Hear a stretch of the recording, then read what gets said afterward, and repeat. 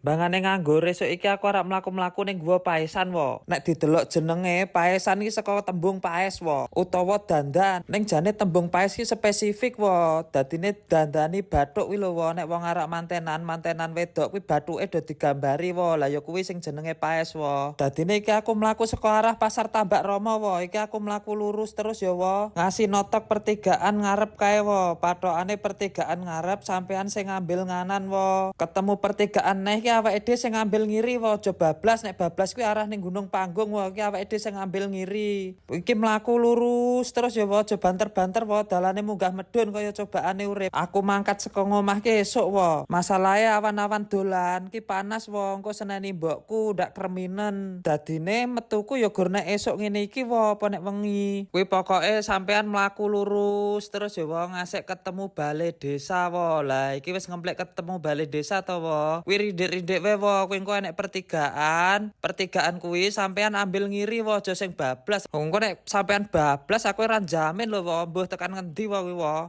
Pokoke sampean emut-emut wo, angger tekan Balai Desa Tambak Rama sampean ki sing ngambil ngiri, jikuk dalan sing elek ngronjal kuwi. Rangane tenan ya wo, dalan ki kaya urip. Kadang dalan sing apik ning ora tekan tujuane, kadang dalan sing elek ning tekan tujuane wo. Kuwi Balai Desane kuwi ya wo. Kuwi awake dhewe pokoke mlaku lurus terus wo ngetutke dalan corblok iki wo. Aja menggok-menggok wo. Engko nek enek prapatan, enek protelon wis aja noleh ngiwonengen wo. Sampean sing bablas wae wo. Dalane kepenak kok wo nek ngapalke ketemu prapatan iki pokoke lurus. Wis aja menggok-menggok wo, kuwi lurus terus saka bali iki lurus terus wo kowe nurut dalan kuwi wae wo. Kejaba nek ketemu prawan ayu dasteran ngono ya minguk titik ora apa-apa wo karo nggo pemandangan men ora ngerti wit pring wae. Ya nek karo cerita iki men nek ceritane wo aku wingi ning guwa kono ketemu prawan ayu ora gur ngandhake guwane wae wo nggo selingan. Kejaba kowe aku ning kono ning guwa kono ketemu prawan ayu ning kok ora nanjak lemah. Lah nek kuwi ya beda wo, kudu prawan nek kuwi wo. Sikile ora nanjak lemah ning wae nanjak lemah ya iso wo kuwi yo an wo. Karek milih ketemu sing endi. Ora dengno wo gur guyon wo, aja dijikok ati ya wo. Gene aku ngene iki ya tuman wo, nek omong sok keladuk ngene iki arek tak dandani mboko sithik ning kaya keceplosan wae wo. Jan pemandangane kene iki wel wo kewet pring jan kiri kanan kulihat saja banyak bambu berjajar. Selain gunungnya sing mempesona kene iki jan pringe ya gede-gede wo terjejeg-jejeg. Dadine rekomendasi banget nek pas 17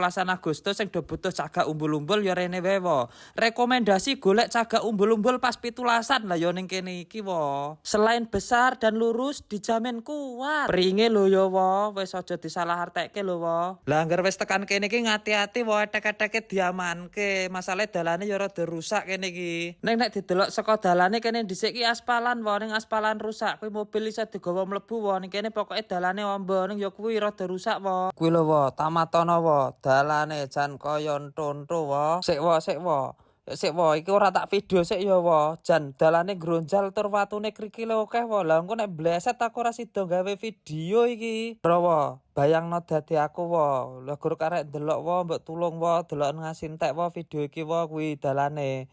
Kuwi tamatono wo munggah kaya ngono wae dalane kaya ngono kuwi wo. Nek men arek tekan ngarep gua rekomendasiku nganggo montor wo. Masalahe nek wis arek tekan duwane ya dalane kaya ngono kuwi wo. Yo kae wo guwane wis ketok wo. Ayo wo mlaku munggah montore tak entune kene wae ya wo. Kayak aku tak mlaku munggah.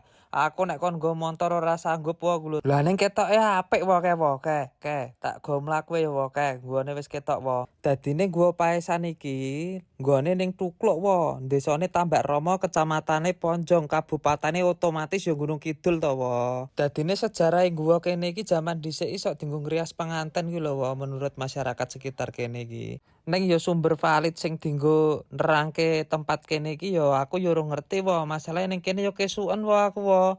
Wong ning alas wae urung do mangkat, kemo iki aku urung tekan kene wong do arek ning alas ki. Dadine aku arek takon sapa ya gur tola-tole kaya entung e wong ning kene iki. Karepku mono ki tekan kene, enek wong sing iso tak takoni apa ngerti sumbere wo. Masalahe kaya aku ki seneng mlaku-mlaku ya seneng wae krungu cerita sejarah saka simbah-simbah ngono kuwi. Kuwi wae jero guwane kaya ngono kuwi kurang luwihe tak videoke sak isoku ya wae muga-muga saka video iki ya mewakili wae. Sampeyan dadi duwe gambaran iso mbayangke. Sesuk ki nek rene dalane kono anune kono pemandangane kaya ngene ya iki wae sak nyatane gua kene. Gek welingku dienggo wong do teko aja gur do waton corat-coret ngono kuwi. Eneng panggon kaya ngene iki ayo do dirawat bareng-bareng supayane sesuk anak putune awake dhewe ya iso menikmati keindahan guwa iki aja do dirusak ya. Ya wis ya wa ngono wae ya wa menawi enten salah ucap lepat kula nyuwun pangapunten wa.